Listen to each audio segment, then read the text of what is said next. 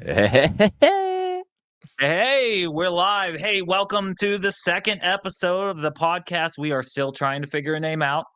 We had a couple ideas this week, but none of them were just amazing. I think maybe the best one was greenlit or stay lit or man, Yeah, we'll I just can't call it remember. working title. Working title, stay lit. Stay lit, trying to figure this thing out. Well, hey, today on this episode, we are going to be discussing what it takes to start a Christmas light business. All right. And man, I gotta be honest with you, it doesn't take a whole lot. So we're gonna jump right in. And Nick, let me just ask you a few questions. So let's say you're brand new this year, you're gonna be starting a Christmas light business. How much money do you think you need to start the Christmas light business? So this is one of my favorite questions because there's so many different answers. It's kind of fun to answer. So if you have the capital, I would like 10 grand. I think that's probably my number. If you've got the capital, if you're broke and you don't have the capital, you can start with $0. How the hell do you start a company with Absolutely. $0? And maybe not zero, right? Because you got to get your EIN. Well, no, that's free. But your LLC. I know in Louisiana it's $105, I think. But I mean, we're talking like less than $1,000 here. So how in the world do you start a business with no money? Well, the cool thing about the Christmas light business is you can start selling jobs early because the people that you're going to be marketing to, most of them, maybe not most of them, a good majority of them will know to start early on shopping around. So you can start selling jobs in October, even maybe September, and then you just take yourself a 50% deposit on those jobs. Bingo boingo. You're generating income before you've done really anything other than talk to people. Then with that income, you use that to kind of start the small launch. And then as you get into season, into mid to late November, you'll be cranking. And then you're basically going to buy supplies to kind of keep up.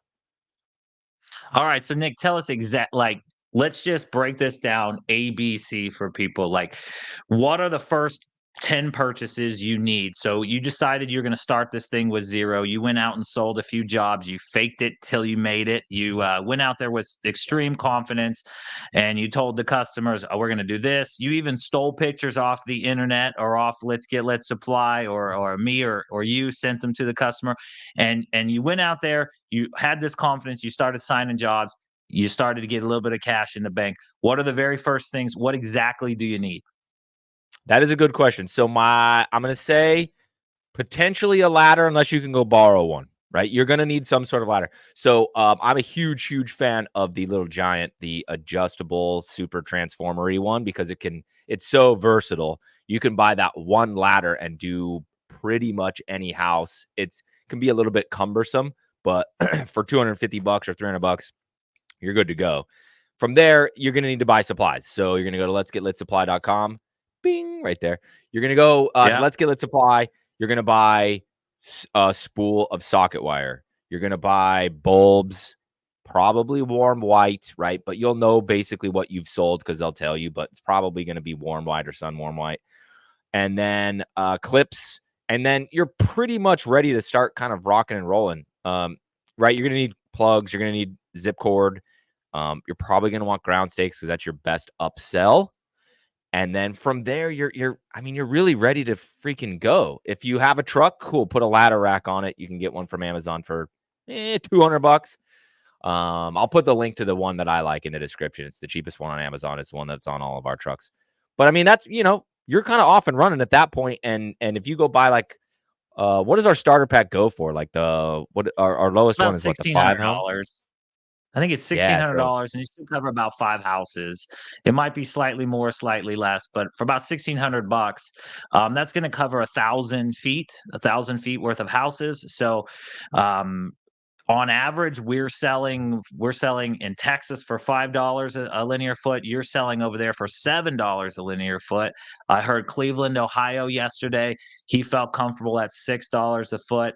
I know lots of other people up in the Northeast that say they don't do anything under $8 a foot. Okay, so taking the low end of ours here in Texas up to the high end somewhere up Northeast, that 1,000-foot kit is going to make you $5,000 to $8,000 worth of revenue, right? And you paid $1,600, right? But we highly recommend the lease model. What makes that so awesome is that first year, yeah, you're out 1,600 bucks, but you generated 8 grand. Next year, or 5 to 8 grand. Next year, you're going to generate pretty darn close to that same to 5 to 8 grand, but you already own the lights. So next year, it's a lot more income to you. In future episodes, I think we really should have a debate about leasing versus purchasing or selling lights. Agreed? You mean you want me to yell at people to not sell lights? Pretty much, yeah. And I think that the deal is, and dude, I'll raise my hand, raise both of my hands.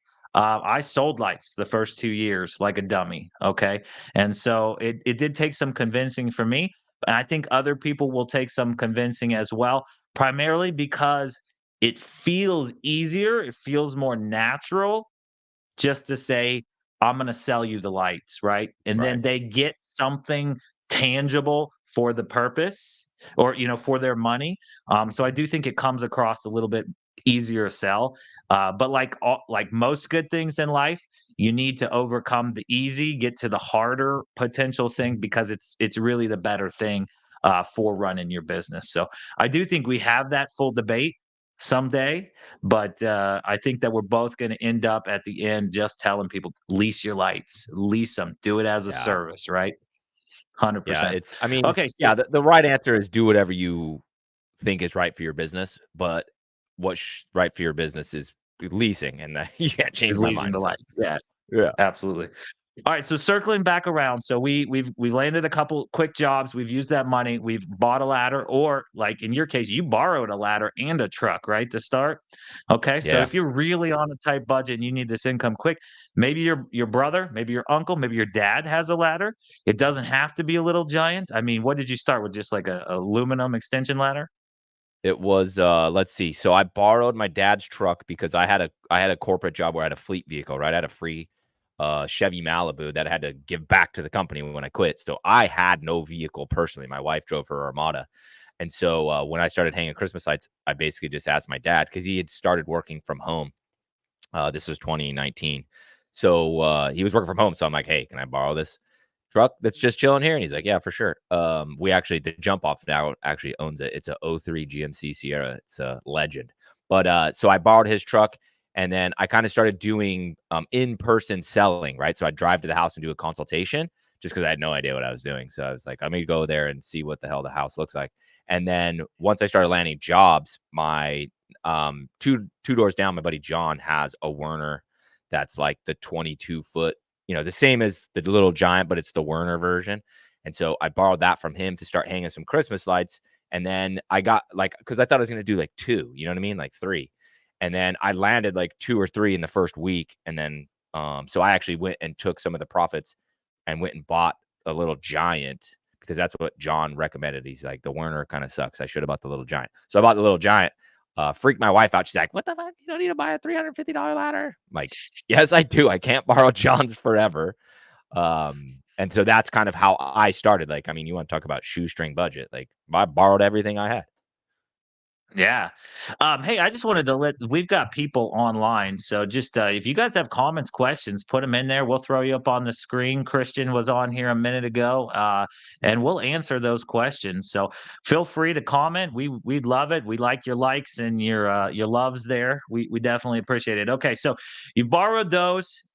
You've went out there and you bought basic product. Like what else? Like let's talk about marketing. How are we getting those jobs in the first place? I mean, what different techniques are you using to get the conversations? Also, while you're talking about it, I highly, highly, highly recommend that first year that you do make your first number of calls in person. Okay. Mhm. Mid season, we will tell you, like, other than like $2,000 and up jobs, you don't need to go visit the customer. You're just, we'll teach you later, but you're just going online, measuring the house online on Google Earth. And then, and at that point you're just bidding it out online. Okay, I mean bidding it out through an email service like Jobber, or even Facebook Messenger. However you're communicating, you're just bidding online. You're never going out. But don't you think maybe the first, I don't know, 10 to 15 jobs you really need to be in person for a couple reasons? that's a great opportunity for you really to be seeing what you're getting yourself into on the job. You're learning like the proper words and verbiage to tell the customer. Like it's perfectly fine. You go and stumble and bumble in front of a customer a few times. So I would say go first 15 calls in person. What do you think? Yeah, yeah. 15, it kind of depends on how busy you are. So 15 might be high, but yeah, somewhere in that number. So what I would do at the beginning of every year is I would go on the first, 3-ish, 4-ish every season I'd go in person because for kind of two reasons. The number one reason was selfish, right? I wanted to kind of get back in the feel of things. It's such a short window that you're actually working that I don't want to say you get rusty, but you're just, I mean, you're off for 11 months and then it's like bingo, let's go make 100 grand in 1 month. So I go on site to measure some stuff, make sure I get some stuff right, and then would come back to the office and just double check myself on Google Earth.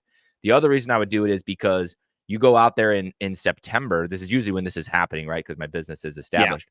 You go out there in September to go sell in person. A, I have the time to do it because I'm not mega busy. Yep. B, my close rate is through the roof when I show up in person. Like, I don't know, I want to Yeah. call it 100%, but like off the top of my head, there's not a lot of jobs that I go to in person that I don't land. So then I can generate that deposit revenue in September to then, if I'm broke, the business is broke, I can then go supplement like whatever I forgot to buy or didn't buy, like, little small stuff that's important, like magnet clips. I always forget to buy those.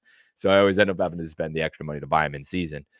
But you go generate that little bit of money to get that in the account, so then you've got 3 grand in the account in September. You can start sending your guys out because you have money for payroll. Like, I'm a big, big, big fan of the in-person in the beginning of the year. Yeah, I agree for sure. First off, so the close rate alone is the reason, right?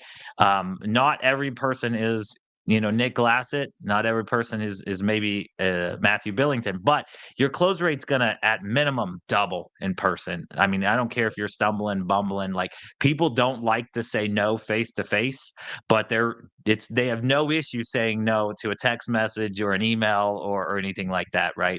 So your close rate, even if you're a horrible salesman, is going to double. If you're a good salesman, I would say your close rate's going to go up. I don't know, 5x, something like that. Not sure. Um, so we do have a little question here. So I'm going to take a minute because I think it's important. You kind of touched on it for a second, but Douglas here says he's interested. He's been doing roofing for 20 years, but he wants to know if it's worth it. I think that's his real question. What is your revenue? So I'll just give you ours. We've done it 3 seasons. First season, I did about $45,000 in revenue. The $45,000 in revenue could have been more. I was still doing bounce house rentals, running a full time job, um, going to IAPA, all sorts of stuff, and I absolutely stopped taking bids at one point to catch up on jobs and then go back in. So I mean, you fairly easily could do 50 grand in revenue your first year. At least that's in my experience. Okay. A second year, we went ahead and doubled that. I think we did like 103,000. And then this year we did grow, but we did not push to grow a whole lot because we took on a couple like huge jobs. And then I don't know if you've seen me in my real life, which is Big and Bright Inflatables. I was doing a lot of stuff at IAPA, and I again, like the first year, I stopped taking orders for almost 10 days throughout the middle of November. So um, that's my quick answer. Oh, we ended up at 150 this year. So we went from 50 to 100 to 150. By the way, my numbers just got in 150 the third year. So Nick, tell us kind of your progression over the first couple years. Yeah, I'll tell the short version of the story here because mine's a little bit complicated. But basically, I started hanging professional Christmas lights actually at Mardi Gras. I live in New Orleans. And in 2021, Mardi Gras was canceled. There was no parades. There was nothing, right? Because of COVID. So everybody started, like, this thing kind of went viral of, instead of floats at parades, they did house floats. So I started marketing custom Christmas lights in purple, green, and gold. And so in that little window right there, I think I did 16 grand, 20 grand, somewhere in that range, 16 to 20 grand. So then that next Christmas, I told my wife I was going to do 100 grand, and she laughed me out of the room. Screw her. We did 120. That's right. There We you did go. 120. And then the following Christmas, we did we did 203K, something like that. And then the following year, which is this last year, we did like 215, 220, something like that. It was, we didn't grow by as much as I wanted to, but the profit margin skyrockets because you have the materials all bought, cut, fits the house. The installs are faster. There's no overhead on all those reinstalls. But this year was a weird year where the permanent lighting thing was kind of taken off big time around here. And long story short, I was not prepared for that. We did one of those installs, but we could have done a lot more. So this upcoming year, I'm looking to double and get to 400K, roughly double, to get to 400K, because we're going to be doing regular Christmas lights and we'll be doing permanent, both aggressively. Hey, there's a bunch of comments here I want to get to in just a minute. Salvador, as I see you, I'm going to get there just one second. But so what I thought was really cool, and this kind of answers the question, is what's the profit in this? I'm going to get to that in one second, Salvador. But Nick, I think as a year 2 or year 3, you bought yourself a pool with Christmas lights, cash, basically. Mm-hmm. Cash money, baby. Right. So it's enough money to buy yourself a swimming pool. So I think your wife laughed you out of the room. You're not going to do 120, but she's having fun in that swimming pool right now, isn't she? Yeah, now I laugh her into the pool. Yeah. Oh, you want to go sit in the spa, huh? All right, couple quick things here. Douglas, yes, I remember you there. Yes, pouring rain, IAPA. Thank you. And then he said that he is living with all custom millionaire houses as well. That's going to be a big plus. I don't know your market, but here in Texas, people start paying to hang Christmas lights when their houses are probably $250 and $250,000 and up. I would say that's kind of our sweet spot. We do get a few jobs on houses less than that, maybe for elderly or people who just can't do it themselves and are kind of living, on a fixed income, but really want to bring that joy to their family. But yeah, once you hit 250,000 above in this area, I mean, that is prime market. So you get into those $1 million houses, and now you're not hanging $1,200 worth of lights. You're hanging $2,500 to $4,000 worth of lights. So that's a great way there. Douglas, we will talk about the profit here one second, but yes, it is printing money. Okay. Your machine must be 60%. I don't know. Maybe that's profit. Okay. Salvador wants to know what's profit on this. So I'm going to tell you kind of my quick numbers, and then we can go from there. This year, according to my accountants, we made $72,000 in profit when everything was done and said, off of $150,000 in sales. So what is that? Like 47%? I'm pretty happy about that. The prior years, like the very first year, I think it was closer to 35% profit. First year, you're buying extra things, ladders, stuff like that. You're also buying a lot of lights. But once you get into the second year, all those reinstalls, you got no lights to pay for. So the profitability is going to go up on that. Third year, so on. You sort of build. This is an asset business. Okay. So what you're doing is you're accumulating assets over a period of time that you are then leasing out. So that first year, just like in bounce houses or anything like that, you're buying some inventory. Second, third year, you're just reaping in the profits. So I would say out the gate, maybe rule of thumb out the gate would be first year, 33% goes to materials, 33% goes to labor, and 33% ends up being profit. I think when you move into year 2, you can slide the profit up to like 40%, and then like this year we were approaching 50%. And that I'm gonna tell you that is on a $5 a linear foot budget. Okay. You start getting into 7 like Nick has and 8 like in the Northeast, and that number is going to increase real fast. And so, Douglas, I don't know that I can pull off 60%, but up north, somebody might be able to. Douglas, where are you? Where are you at? Where do you stay? Where do you live? And then, Nick, are my numbers similar to yours, or am I way off? Yeah, you're probably pretty dang similar. So The funny thing about the way I run my business is I try to profit less money. So by the end of the year, like I'm trying to spend on things to get rid of the money so I don't profit so much. So I probably ended closer to 24, 25%. But like I said, that was intentional. Like that was intentional. So before the intentional spending of the money, right? And by spending of the money, let me rephrase that. I'm reinvesting in the business. So instead of keeping this huge chunk of money, right? Because I'm an S corp, I'm on salary. I don't pay myself any more or less because I am on payroll. So when the bank account looks like X in December, what do as an entrepreneur? You call your CPA and you go, all right, buddy, you seeing this, right? And Brian says, yep, you should probably go buy a new truck. So we did that amongst some Okay, other, yeah. amongst some other infrastructure in the building. You know what I mean? Pallet racking, new forklift, well, used forklift, but a forklift, etc. Right, to reinvest in the business, so I'm not taxed on all of that profit. So it ended at probably close to 20%. But before the spending spree, it was it was probably close to 60, to be honest.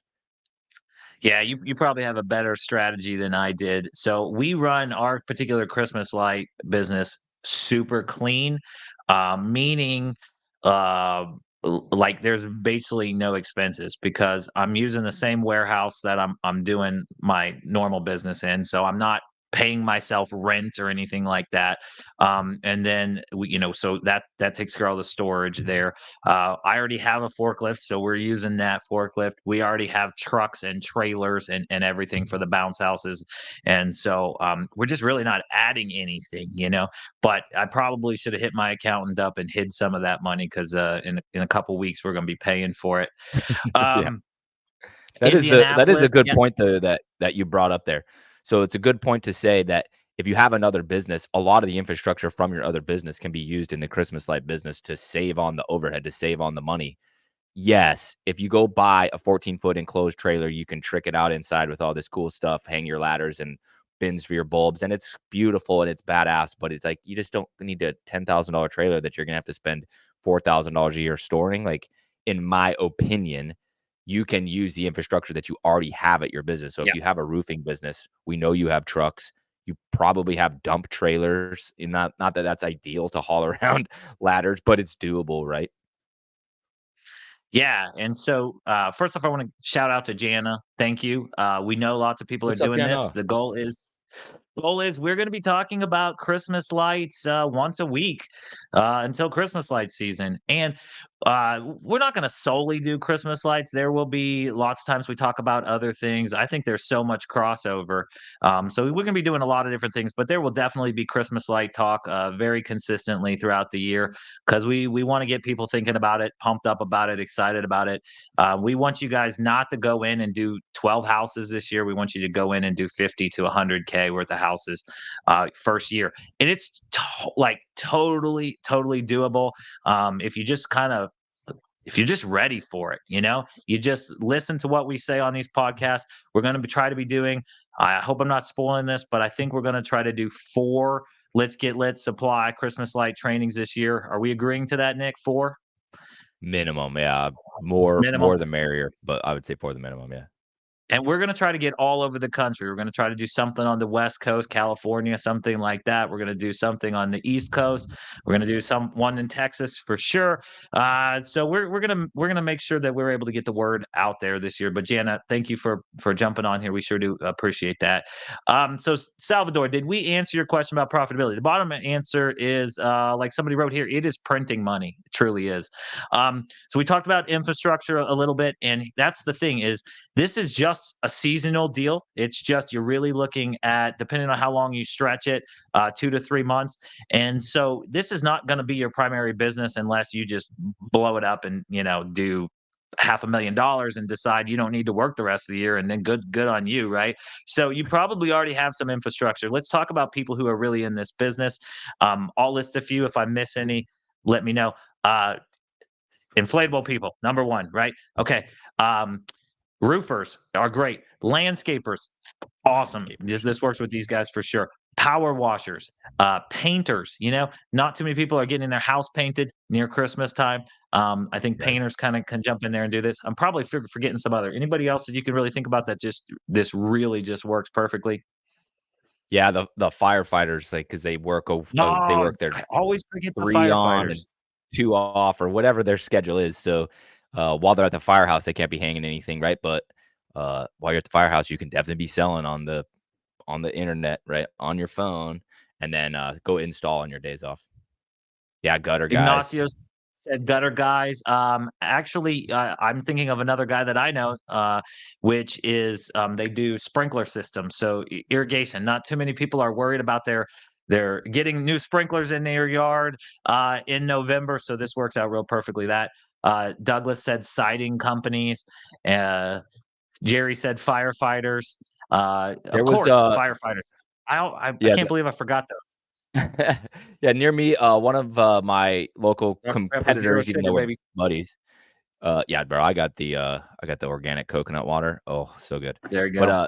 one of my main competitors near me, even though we're buddies, his name's Keith. He's got a drainage company, so kind of like the reverse of irrigation because 'cause we're in Louisiana where everything floods. Um, and then Right. I was also gonna say shoot, I forgot what I was gonna say. Never mind. Pest control also, somebody threw that out there. Honestly, really anybody could. I mean, um, Oh, I any remember what I job was that gonna you have. say.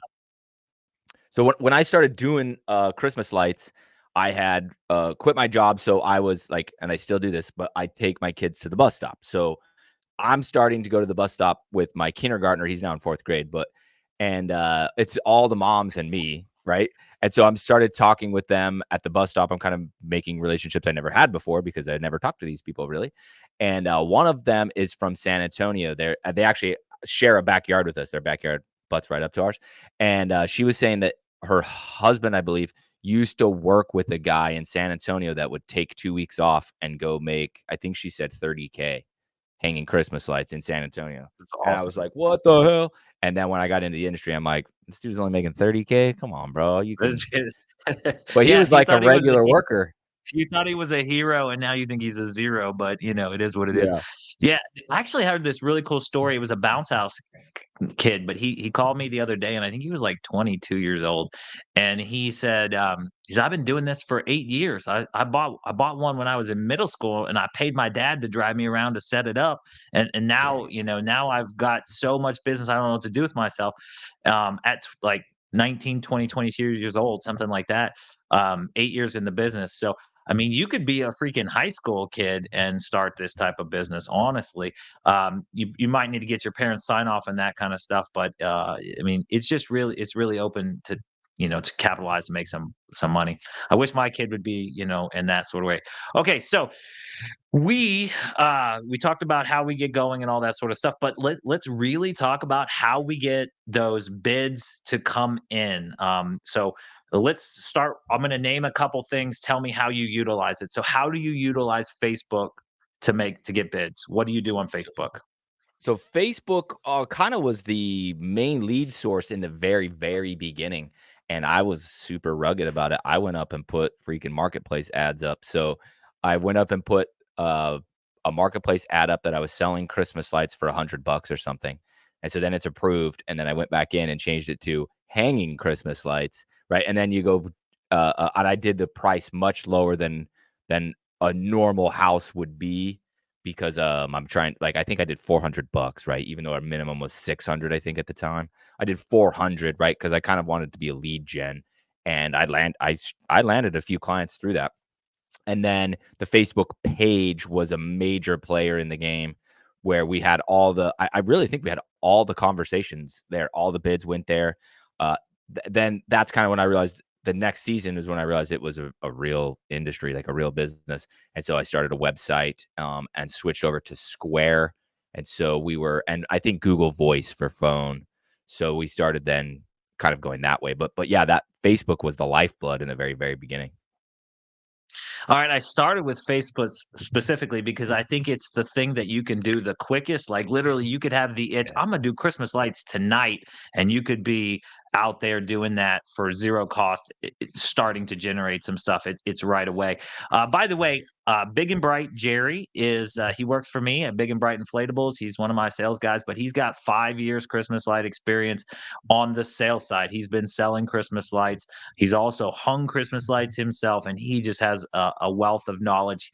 He's probably going to be on the show sometimes, and he's definitely going to be chiming in with wonderful tidbits like this. But he knew a guy from his past job that only ran Christmas lights, one ad in the Dallas-Fort Worth area, so great market, did 130 houses his first year. And knowing my market, he probably averaged 1,000 to 1,200 per, so he probably pulled off 125 to 150 grand in revenue first year only running Facebook. But I have some other suggestion. He was also a one-man show too. Ooh, That's that's great. We rough. probably should get him on and interview him. But if he did 130 houses by himself, he is tired, very, very tired. But he might have taken 2 months off after that. Who knows? Right. Um, so I would think the next logical progression for me to do it is signage, signs along the side of the road. Do you think that's the next step? And Yeah, perfect it's timing, Michael. I was going there, so thank you for Mike jumping in, Mike. Mike chimes in. Yeah, the yard Yard sign thing. I kind of made some I thought they were good, but then they ended up being half-assed. This was 2022. So in 2023, I did it right. And I don't know if it's just me, but I felt really like, yeah, putting them out there. Like I was just like, I don't know if this is the for lead sure. gen for me. Like I felt grimy. I did definitely get a few clients off of it. I said I was going to do this and it just popped in my head. I didn't do this. I was going to go back through all the leads in Jobber because I make them tell us where they came from. And I was going to go Okay. through and calculate where every lead came from. So I'm going to put that on my to-do list right now. Um, but I remember seeing, because Cassie handles most of them, our office manager, but I would just kind of go in and try and peek at them. And I did see yard sign on there as the source that we recruited that lead. I just don't know what the conversion rate on it was. Well, man, I'm gonna hard disagree with you on this, I guess. And you didn't take a hard stance, but man, I think we generate 80% of what we generate in Texas using yard signs. Michael, chime in if you think you agree. Jerry, tell me what you think about those things too. But as far as big and bright Christmas lights, like I answer the vast majority of the calls, and I feel like yard signs are driving almost all of it. I didn't do as good a job as you did of tracking that, but I'm feeling like 80% of what I get comes through yard signs. So I highly recommend them. I did get that kind of dirty feeling when I'm putting them up for sure, but like around here, yeah, Michael agrees. 75% came in through yard signs. Around here, every corner not in city limits has 2 to 3 Christmas light signs on it. So if I'm not doing it, then they're calling somebody else because Right. that's just what's going on here in Texas. So we got to be doing it. Now, in city limits, it's a little less sketchy, but they get pulled down pretty fast in city limits sometimes, but we've never got fined, we've never got in trouble, none of things like that. We did get called by like the highway, the people I can't text dot. We got called by text dot one time and said, "We're okay that you put it up, but it has to be, I think it's like 50 feet off the street or something, something weird like that." It wasn't crazy. And so we started paying people to hang signs. I mean, it's the same people that are going to be doing the lights, but kind of the lower paid employees. We say, hey, you're going to go 4 hours, 5 hours just hanging lights or hanging signs. We got a high power stapler, and we ask them to try to put it like 10 feet high on the poles, small step ladder, put them 10 feet high. Man, it's like Mike is reading my mind. Um, so you want to put them a little higher so they're a little bit harder to pull down, that the average Joe just doesn't go, I don't like that sign, and go rip it down, right? They at least have to take the time to find a way to get a little bit higher. So let's talk about the signs a little bit. I don't have one here to show you, but I think that the common Yeah, I don't thing is either. somebody thinks, oh, if my sign is prettier, I'm gonna get more bids, but is that, yeah, okay. Tell me what's your thoughts on that. Okay, I'm gonna kind of go into this almost from this is really kind of like more of a bounce house signage rant, but it equates to Christmas lights very well. So the other day in one of the Facebook groups, somebody posted that they're gonna go. I think it was Mark Good posted he was gonna make yard signs for his inflatable company and wanted examples. So people start posting pictures of their stuff in there. And every single sign has pictures of bounce houses and water slides all over it. It's 19 different colors with 4 different fonts. You can't read a goddamn thing on it. And I'm like, Yep. I went into the chat and basically said a couple things. So thing number one, if you're putting a sign next to your product, okay, let's put this back to Christmas lights. If you're putting a sign in the yard of a house that you just lit, it needs to be a nice big logo with like a call it a call to action, but a QR code to your website, a QR code to a specific landing page of yard signs so you can track that, or just your URL in general, right? So use it as a lead gen and a little bit of branding at the same time. So marketing and branding at the same time. If you're gonna put a sign on the road, it needs to be the literal opposite thing. So the one on the road needs to just be block letters, mega ultra super legible that says Christmas light installation, and then whatever call to action you want. If you want phone calls, put your phone number. If you want them to go to your website, put your URL. Bonus points if you put the QR code, right? But where you put this sign matters what the sign looks like. So all those people in the bounce house one, I'm like, you guys are literally putting this sign next to a bounce house and you put 3 bounce houses on the sign? Like my signs that we put next to our bounce houses literally is this. Literally right there and says it's the jumpoff.com. I've got some QR codes ones that I have the graphic made for that I haven't ordered yet, but think through like a customer, not like a frazzled business owner of what should go on the sign because of where it's going. Yeah. So again, we do 75, 80% of all of our stuff through signs, and it is basic. I did the Mark Good thing very first year. I had this awesome logo that I thought was really cool, printed up a couple hundred signs, looked at them, didn't even really get them on the street, said, crap, nobody will ever be able to read this. Reprinted right away. It was absolutely ridiculous. But got to have name of your company, Christmas light installation as big as possible, phone number as big as possible, website little bit less because you're going to have to because it's going to be longer. It's not going to fit in there quite the same. And then I put call in like C, capital CALL lowercase, or text all capitals TEXT, because man, you will get tired of taking phone calls. You will not be able to answer them, especially if you're also the one hanging them. But that text, because you're on a roof and whatnot, if they start to text you, that buys you some time to get really good answers. So those were the intake methods that I the most prefer. So okay, great. Very clear, very legible, simple. That's really all it works. Your signs are not going to convince somebody that doesn't want lights to buy lights. Okay. So it doesn't have to be this amazing sign, because they're not going to drive down the road and go, I wasn't wanting lights, but that is so pretty right there that I'm gonna get lights now. Right. They've already got that itch. It's just about like, how do I get the lights? There's a phone number. Okay. It's that simple movement. Okay, great. So uh Mike, yes, where's the best place to order signs? My personal opinion is cheapsigns.com. We got a link to that. I think I get like, 3% if you buy through our link. So we'd appreciate that. It's nothing really. But um I think we order typically 200 signs a year. That's what we've been doing the last few years. And I think I pay but like 450 a sign. So it's like it's next to nothing.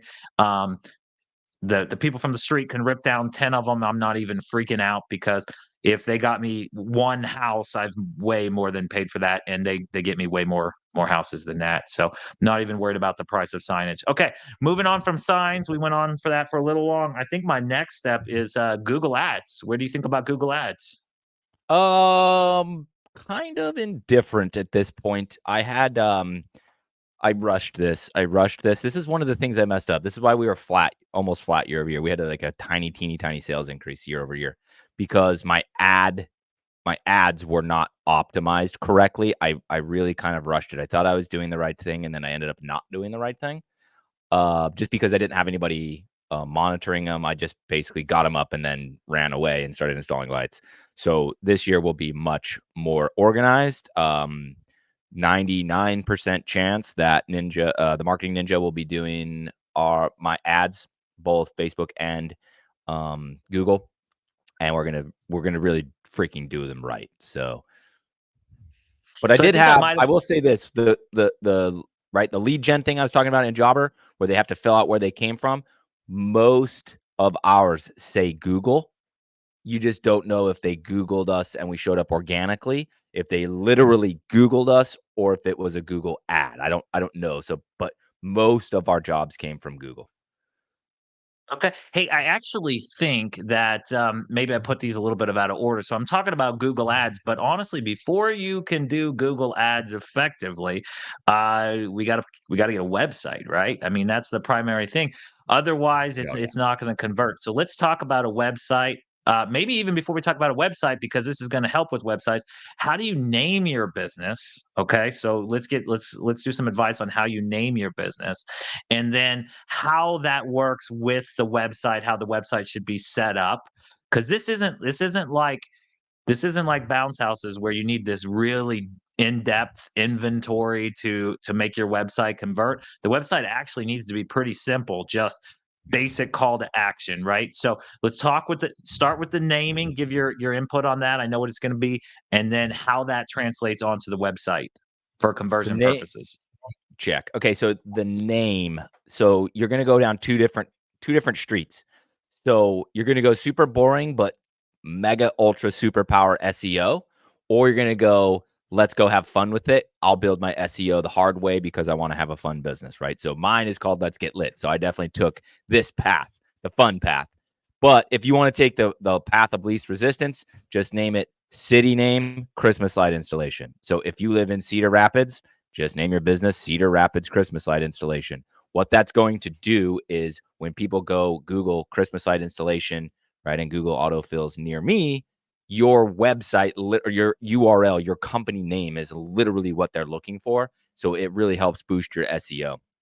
Um, if that sounds too boring to you, then cool, go name it something fun. Go figure out something that makes you happy. This is a child. You're naming your child. So you need to be able to shake people's hand, say this name with pride, and have that look, that confident look in your eye when you say, I'm the owner of Let's Get Lit, right? And then like when I say it, everybody laughs. Oh my God, let's get lit. That's so funny. Da, da, da, da, da. Like it works out super well. So where I don't get the easy SEO, I do get kind of that wow factor or that instant emotional, like nobody ever forgets our name. Yeah, exactly. So, okay, Oh, and then so we've website. You chosen a want me to name. Yeah, we chose a name. Let's say we decided to go simple or extreme. Either way, what does that landing page need to look like? Tell me what the landing page. And I mean, you can literally pop this page up in an hour on Mhm. GoDaddy or something like that. It doesn't need to be extreme, but these are the things that need to be on that front page.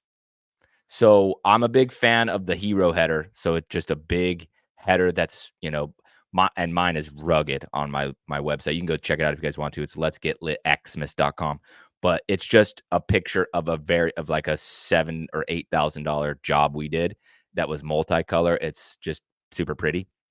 And then over that is a call to action. So a call to action is a button that you want them to go press, which is for us is get a free estimate. That's what you want it to be.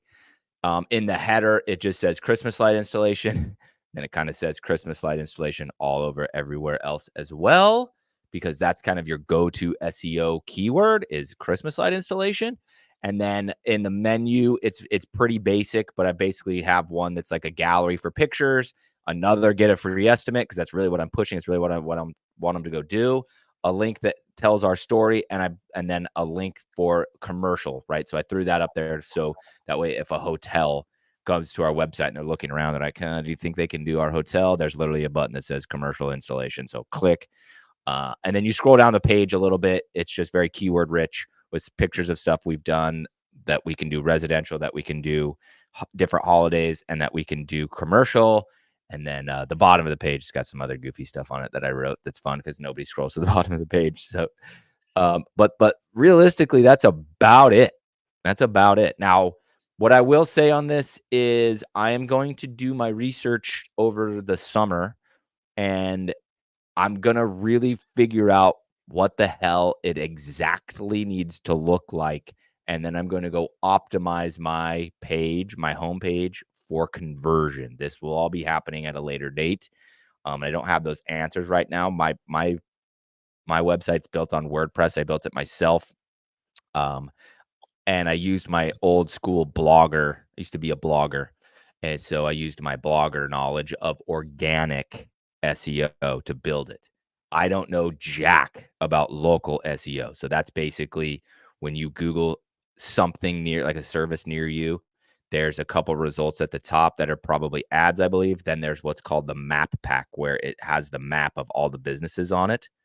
And then there's a list below the map, and then there's organic down below that. So, web designer Dave Barnes told me the other day in our consultation that 64% of people don't even scroll past the map to the organic at all, period. So, if you're focusing only on organic, which is the keyword rich stuff, then you're only getting 35% of the people seeing you. You need that local SEO to be super powerful. Yeah. So I was trying real quick. I was putting up your website there. Hopefully I spelled it right. Put up mine as well if it's just something somebody wants to go click on and take a look at. So yours was letxmas.com. Mine is big and bright christmaslights.com. You can see why that's got to be in a smaller font on my signs at least. We went a little bit too long there. Might be a good idea if when you're picking your website to come up with a shorter something, that might be better, but we did not. Okay, referral programs. You run a referral program. What are your thoughts on referral programs? I think they can be pretty successful. Do you have any ideas of how something you might function in some sort of a customer referral program? Yeah, we did. So this year I did $100 off, and it was like literally on, where's it at? On their quote. So in Jobber, once Cassie would build their quote and send it to them, down below where they would approve it, I think is where it's at. It kind of pops down below if I remember right. It said if you refer a friend, you get $100 off and they get $100 off, which is a pretty big discount. But Yeah. but the $200 off, our average house is I believe this year was 2,100 and some change. So it's really like 10% ish if you go off the averages. And I landed a pretty big one, like 4-ish, 5-ish grand, something like that. And then she saw that when the quote was sent to her, immediately referred her mother-in-law, and the mother-in-law gave us basically the infinity budget. She just said, "Come wrap everything and tell me how much it Wow. costs." And so that one Nice. ended up being, right in that same ballpark. I think hers might have been 6 grand off the top of my head. But right, and they both get $100 off. So it's like I landed a $6,000 job, and I only had to give 200 in discounts. And then there was a bunch of other people that would put down that so and so referred them.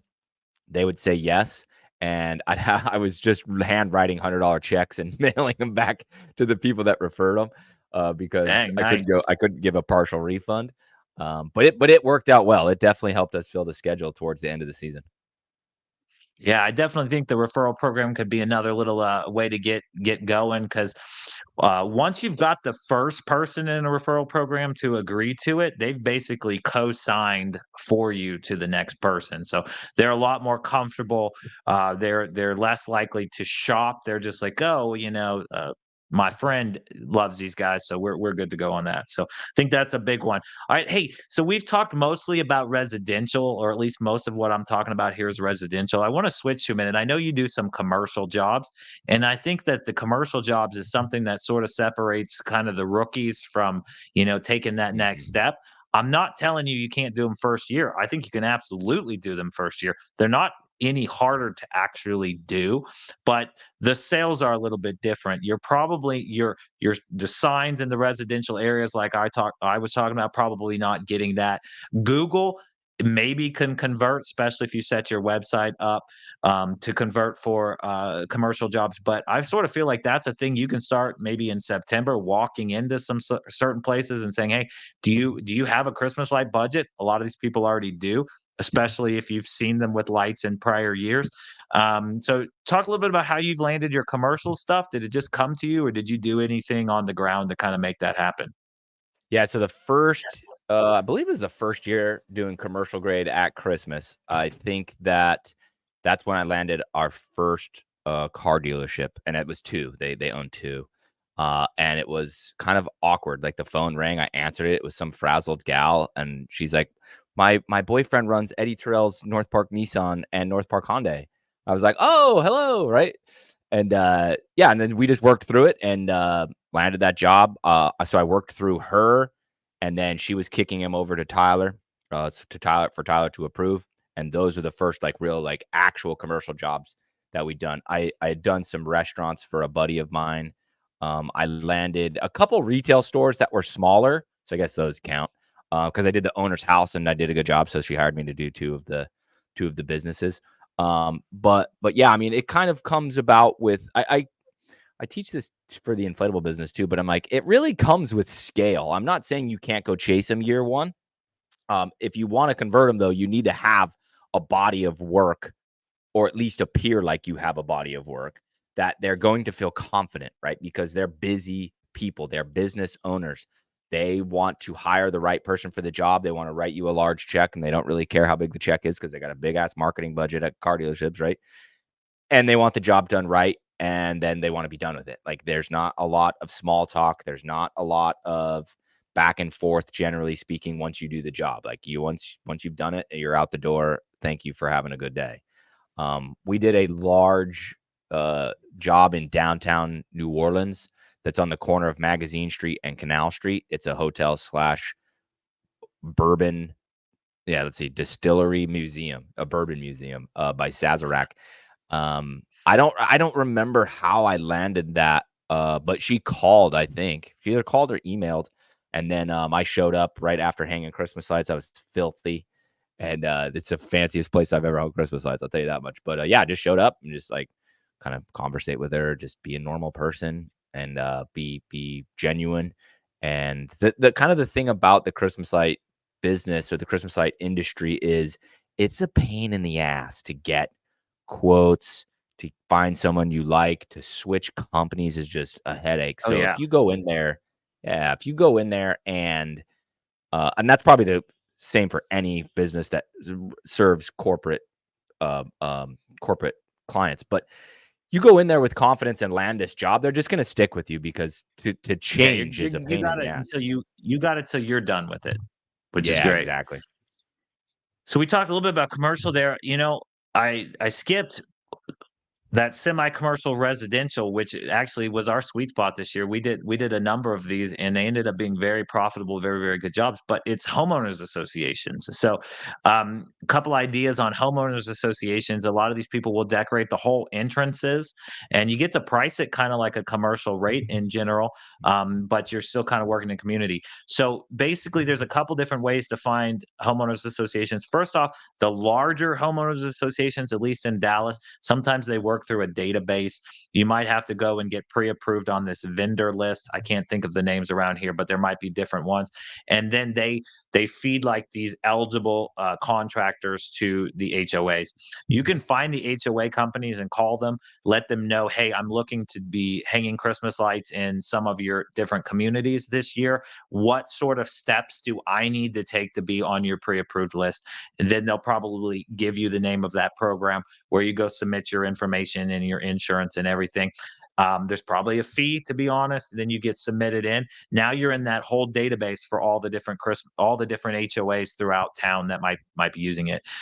Additionally to that, it's typically the HOA president that is picking the Christmas light company or submitting that to the boards. And so if you can join like these little groups on Facebook or Nextdoor app, and you can start figuring out who the presidents of the particular HOAs that you want to target are, and then go to them directly. That's a good way to start getting into some HOAs. And like I said, we did an one job HOA this year, which was $39,000. So look, if you're wanting to do 100 and you land a $39,000 HOA job, you're 39% of the way there. So Yeah, that's pretty HOAs nice. don't overlook them. Okay. Yeah, I'm gonna Not to actually mention it made for amazing videos. So we're excited to right. show some of those as we get closer to the season. Yeah, so I'm gonna test something next year. I gotta figure out the right time to do it, but I'm gonna test doing because you usually have, like, the little planter box at the in and out in the middle. Yep. So I'm gonna test going to a couple HOAs and asking if I can do garden bed outline in white lights for free, and then put a Okay. sign at the front, like, so facing the highway or facing the busier road, that will be a branded sign. So it'll say, "Let's get lit," well, whatever. And then on the interior, putting a sign that says, "Let's get lit," but is more towards the residents to say, "We did this for you guys." Right. And the board will go post on the Facebook page. They did it for free. Like, right. It'll be kind of, I'm hoping it will go viral. And then on the interior, hopefully be able to land clients inside the neighborhood. So you'll have the front, roadway to advertise for free with a product that you did, and then you can market to the neighborhood as well. So I'm going to test that I'm going to cherry pick some nicer neighborhoods where we would land jobs and see if they'll let me do that. Yeah, so hopefully we're going to kind of land this plane here. We're going on just about an hour here in a couple minutes, so I think we're going to wrap it up. Next time, I'd like to go over a lot of different programs and the different apps and stuff that you can use, and kind of just get your opinion on a bunch of those. Some of them I know you're going to tell me like delete, like throw away. It's going to be fun. And then some of them, like maybe the one you're pointing at, you're probably going to say, it's almost an essential tool. Okay. We'll probably start talking about some customer service things, some different things in revolving reviews and all that sort of stuff. How to talk to your people about how they should dress, how they should present themselves, how they should be on property, all that kind of good stuff. So we've got a lot more to cover in future episodes. But one thing that I just wanted to point out is it's be creative, right? So if you listen to Nick, maybe you've listened to some of the things that I've said. It's don't just like try stuff. Just try stuff like this HOA thing. Try it. If it lands one job, man, if it lands two jobs, five jobs, 10 jobs, it's going to be worth it. So I'll throw one not to try because I tried it. Mike and I tried it this year. We tried the envelopes that send out all the coupons. They're called Valpak. They're blue envelopes. Oh, I think they're nationwide. You asked me to tell you how it went, and the answer is zero. Zero calls, zero orders, zero. I think we had one scan of the code on there, the QR code on there. one? Oh my So I think I spent $2,500 for nothing. So I'm gonna leave you with Oh, do that's not do the dagger. Valpak. Oh, It that's a sucked. Yeah, dagger. I was pretty upset. I don't know how direct flyers would have been, but direct flyers are crazy expensive to do a good sized neighborhood where it's an actual postcard that shows up there. But do not just throw yourself in the mix with the envelope of all the other stuff. Even though we sent it out, I want to say we paid for 3 mailings of 20,000 houses, okay? So in Golly. theory, like 60,000 people it touched. We were also able to kinda specify, like, median income, um, neighborhoods by, zip code and other different things, and, like, we tried to pick the right target audience and still 0. So I've I'd go got, negative on that. I'm doing EDDM through the USPS for inflatables. My postcards are supposed to be here today. They're not here yet, but, Okay? I'll get back to you on that. Yeah. It's more expensive than you would kind of think, though. Yeah, what is it ended up being, like 75 cents a postcard or 40 cents a postcard? I'm not sure, but it was I need to go do that math. But I think off the top of my head, I want to say, yeah, probably 40, I think. so Not 40 that's cents doesn't seem like a to lot. send it. Uh, That doesn't include the price of the postcard, but I think I got my right. postcards for like 14 cents a piece, but I got they're 8.5 by 11, but in half. So 8.5 by 5.5. So the biggest postcard you can send, I had a professional make them. And then the way it works is you go into the USPS website and you click on the mail route and it highlights the mail route. They're all pink and it highlights it blue and it'll tell you it's this many houses and it costs this much money. Every single mail route, it varies between, there were some smaller ones that were $75, but most of the routes were each $140-ish and have like 1,700 homes in it, or 500 stops, I think. Maybe it's 500-ish stops. So I'm like, I'm gonna do this one and this one and this one and this one and this one. And then I looked at the bill. I was like, whoa, okay, we're Maybe gonna not. test. Yeah, we're gonna test on a couple smaller routes in neighborhoods I know I want to be in, and then we're gonna go from there. And we'll see what the Yeah. ROI is on it though. See, yeah, I look forward to seeing on that. I think let's just do the quick math on this though. Just out of curious, okay. That versus Google Ads dollar per click. What's your Google ad dollar per click versus dollar per click coming out of those cards? What do you think it might be? I mean, what do you end up paying, a dollar something per click on your Yeah, bounce house business? Yeah, my CPCs are usually like $1.40.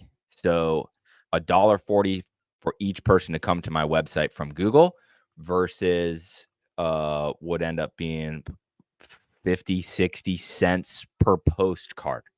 So if the That postcards, but that's not a click though, because you don't know right, that they're they're not gonna do. I right. think you're gonna find Google Ads to be cheaper, Nick. Yeah, I think you're right, but it's kind of one of those things I get asked, right? So since I'm a public person on the internet talking about business, I get asked all these questions. And so I'm kind of like, well, I better go test it so I can, answer the question properly. So I kind of go get I myself into some interesting areas because of that. I look forward to what? We probably need 3 months to test this to really kinda see what happens. Yeah, so So, they will I go look forward to they hearing.